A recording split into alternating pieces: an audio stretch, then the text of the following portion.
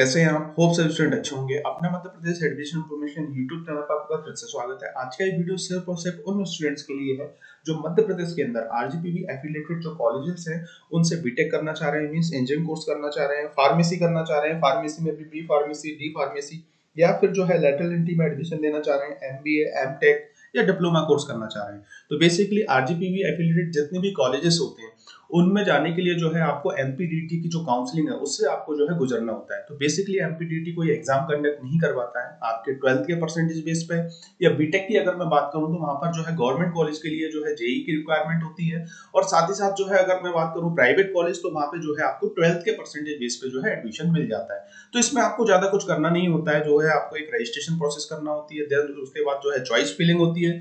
उसके बाद अगर आगे की मैं बात करूं तो एक कट ऑफ उठता है, फार्मेसी में 12 के परसेंटेज बेस पे कट ऑफ उठता है। अगर आपका परसेंटेज ज्यादा है तो आपको जो है गवर्नमेंट कॉलेज मिलेगा, और परसेंटेज कम है तो आपको प्राइवेट कॉलेज मिल जाएगा बेसिकली। और जेई की अगर मैं बात करूं तो जेई देते हैं तो इससे जो है आपको जितने भी जो प्राइवेट कॉलेज हैं, अच्छे कॉलेज जो है वो मिलते हैं बेसिकली।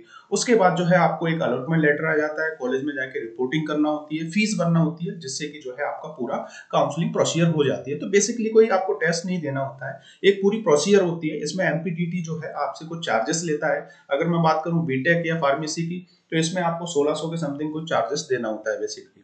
तो इस टाइप से पूरी प्रोसीजर होती है। अब इसमें एक बहुत बड़ा सवाल ये उठता है कि आपको जो एमपीडीटी की जो काउंसलिंग प्रोसीजर है, जो रजिस्ट्रेशन है, वो आपको अपनी जो नियरेस्ट साइबर कैफे है वहां से करवाना चाहिए, या फिर जो है कॉलेज में जाके आपको करवाना चाहिए। तो क्या आपके लिए बहुत ज्यादा सही रहेगा, इस चीज के बारे में आज मैं आपको डिटेल में बताने वाला हूँ।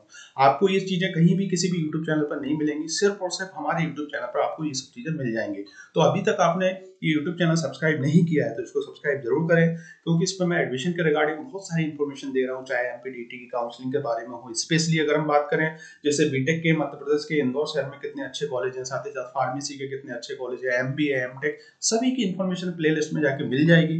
और अगर आप प्लेलिस्ट में नहीं जाना चाह रहे हैं तो आप जो है मुझे कॉल कर सकते हैं या मुझे मैसेज करके भी इन्फॉर्मेशन जान सकते हैं। तो सिर्फ और सिर्फ इसी यूट्यूब चैनल पर जो है आपको मध्य प्रदेश से जुड़े हुए जितने भी कॉलेजेस हैं, साथ ही साथ स्पेशली इंदौर शहर की मैं बात करूं तो सभी इन्फॉर्मेशन डिटेल में अवेलेबल है।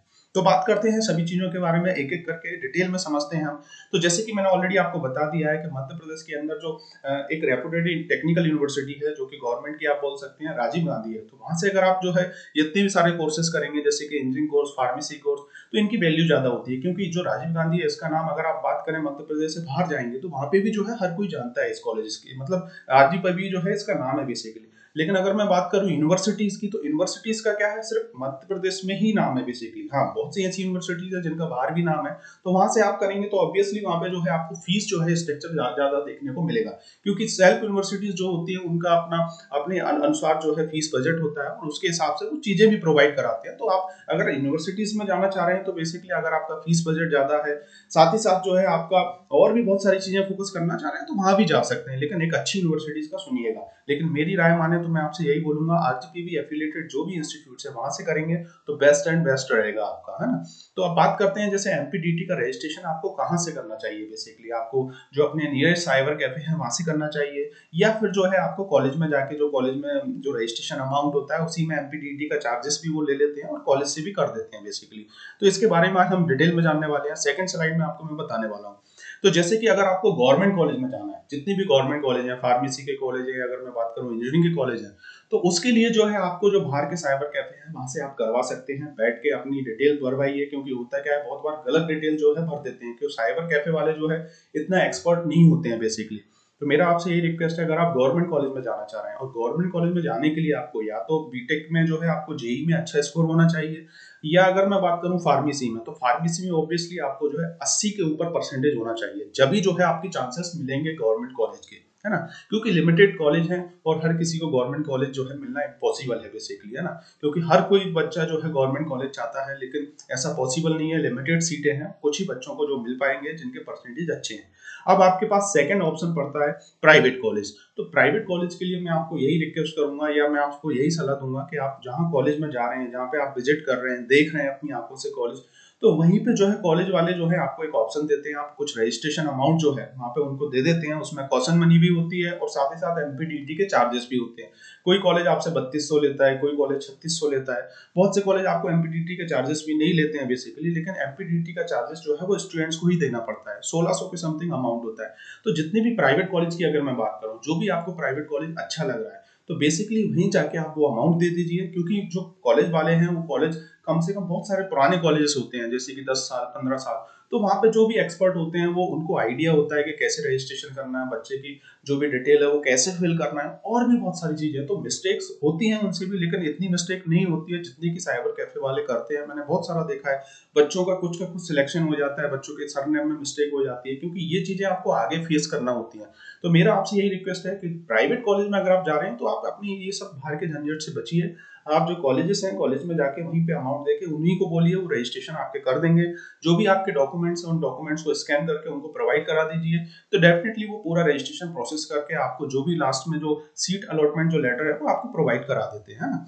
तो इसमें जो है देखिए आपका टाइम बचेगा, साथ ही साथ आपसे मिस्टेक्स नहीं होगी। जो साइबर कैफे वाले हैं वो भी इतना नहीं होते स्किल्स, तो उनसे भी मिस्टेक नहीं होगी। और जो इंजीनियरिंग कॉलेज या अगर मैं बात करूँ फार्मेसी कॉलेज में जो भी पर्सन होते हैं वो खुद टीचर होते हैं बेसिकली, कोई एम फार्मा किया हुआ होता है, कोई एमटेक किया हुआ होता है, तो वही लोग रजिस्ट्रेशन करते हैं और वो एक्सपर्ट होते हैं बेसिकली, है ना। तो आपको इन सब चीजों में नहीं पढ़ना है। आपको अगर मैं आपको यही बोलना चाहूंगा कि अगर आपका परसेंटेज 65 से 75 के बीच में है फार्मेसी में, तो डेफिनेटली आप जो है कॉलेज में ही जाके, जिस भी कॉलेज का आप सिलेक्शन कर रहे हैं वहां पे जाके आप रजिस्ट्रेशन करवाइए। दूसरा इसका डिसएडवांटेज क्या पड़ता है मैं आपको बताना चाहूंगा। अगर आप बाहर से जो है रजिस्ट्रेशन करते हैं, तो जिस कॉलेज की फीस कम होना होती है वो आपको फिर कॉलेज फीस कम नहीं करता है बाद में, जो भी हो 5,000 10,000 जो भी कम होती है, पहले ही अगर आप डील कर लेंगे, वहीं आप रजिस्ट्रेशन करवा लेंगे, तो स्टार्टिंग में फीस आपकी कम हो जाती है। लेकिन अगर आप बाहर से अलॉटमेंट आ रहा है आपका, तो जो उसकी फिक्स फीस होगी, चाहे 80,000 होगी, तो 80,000 से 1 रुपये भी वो कम नहीं करेंगे, है ना। तो एक इसका ये डिसएडवांटेज रहता है बाहर से अप्लाई करने के लिए। ये सिर्फ मैं गवर्नमेंट कॉलेज की बात नहीं कर रहा हूँ, मैं प्राइवेट कॉलेज की बात कर रहा हूँ। गवर्नमेंट कॉलेज का तो जो फीस स्ट्रक्चर है वो फिक्स ही होता है, चाहे आप बाहर से जाइए चाहे अंदर से जाइए। तो प्राइवेट कॉलेज की स्पेशली मैं आपसे बोल रहा हूँ कि आप पहले जाके कॉलेज की जो भी फीस है उससे आप कर सकते हैं। बहुत से कॉलेज फीस नहीं कम करते हैं, तो लेकिन वहीं से आपको रजिस्ट्रेशन करवाना चाहिए। ये मेरी पर्सनल राय है, आपसे मैं यही कहना चाहूंगा।